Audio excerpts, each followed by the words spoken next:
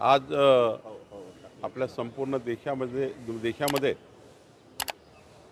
दुःखाची लाट आहे। देशाचे माजी प्रधानमंत्री अर्थतज्ञ मनमोहन सिंग जी आपल्यात नाही। भारत सरकारने 7 दिवस दुखवटा जाहीर केला आहे। खरं तर मनमोहन सिंगजींनी या देशाला आर्थिक घडी बसवण्याचं काम केलं। अत्यंत संवेदनशील, शांतपणे आणि सर्वांना सांभाळून आणि एक आदराचं स्थान निर्माण करण्याचं काम मनमोहन सिंग यांनी केलं। मनमोहन सिंगच्या जाण्यामुळे देशाचं नुकसान झालं आहे।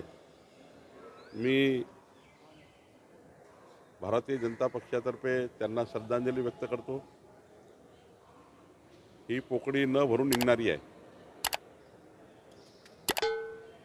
पण त्यांनी जे विचार या ठिकाणी मांडले आहेत, त्यांनी जे अर्थतज्ञ आम्हाला अर्थ ज्ञान दिला आहे देशाला, विकसित भारताचा संकल्प जो मोदीजींनी केला आहे, त्या संकल्पाला जेव्हा पुढे नेताना मोदीजींनी सुद्धा मागच्या काळात ज्या व्यक्तिमत्वानी त्या क्षेत्रामध्ये उत्कृष्ट काम केलं, त्या क्षेत्रातलं काम घेऊन पुढे नेण्याचं काम मोदीजी करतायत।